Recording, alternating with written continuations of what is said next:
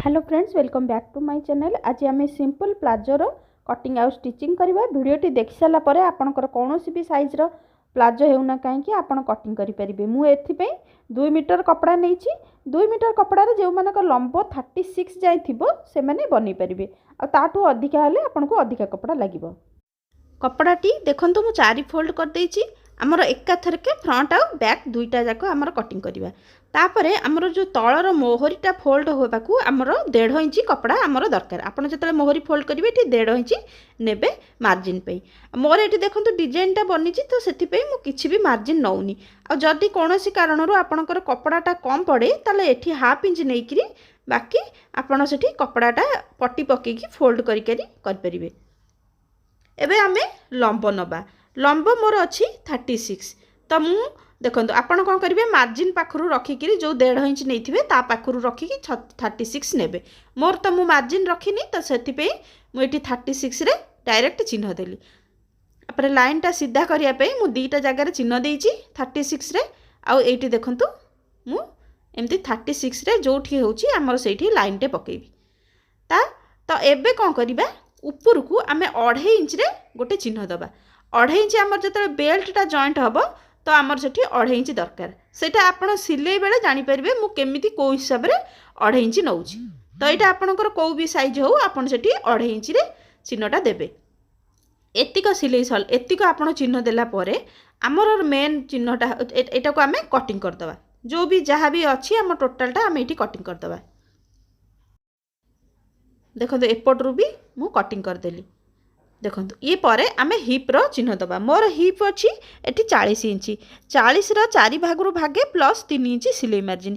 ये हूँ आमर फर्मूला।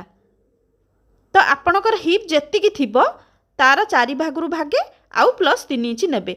आपणकर कौन भी सैज होना कहीं। तो मोर एटी 40 अच्छी हिप तो 40 4 भागरू भागे हूँ 10 प्लस 3 इंच सिलाई मार्जिन। तो टोटाल एटी मु 13 इंच रे चिन्हटा देली हिप।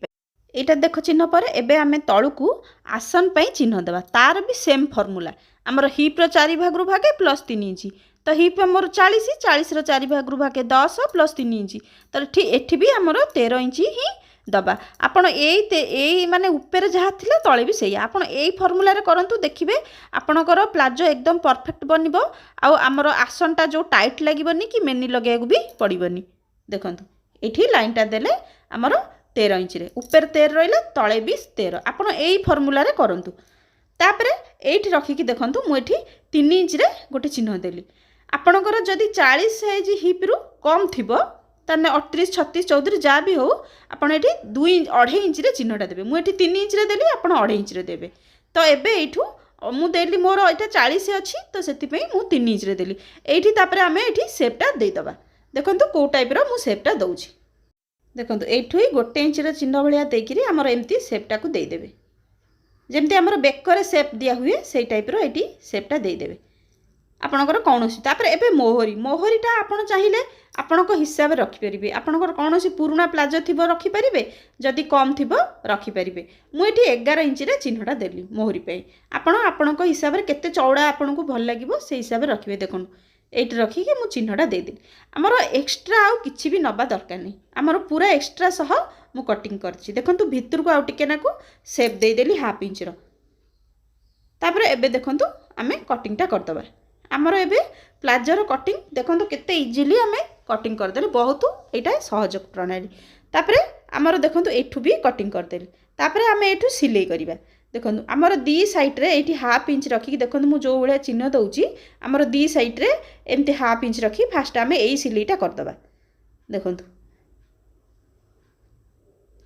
एठू रखिबा आमर एठू सिलाईटा स्टार्ट करिबा।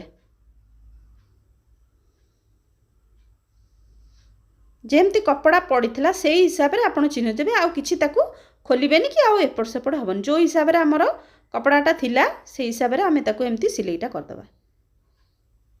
ये हाफ इंच मार्जिन देकी आम सिलाई कले दीटा आक सिलाई कलापर तापर देखंतु कपड़ाटा को एमती भावे खोलीदेवे। देखंतु खोलीदेला परे आमर मोहरी पाई एठी 1 इंच रे चिन्ह देली।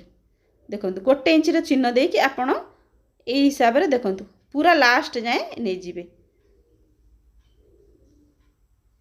मु जो भावे चिन्ह दउची देखंतु एमती भाबे पूरा लास्ट जाए चिन्ह देदेवे तापर ये सिलेटा आपण करदेवे देखो मुझे सिलेटा करदे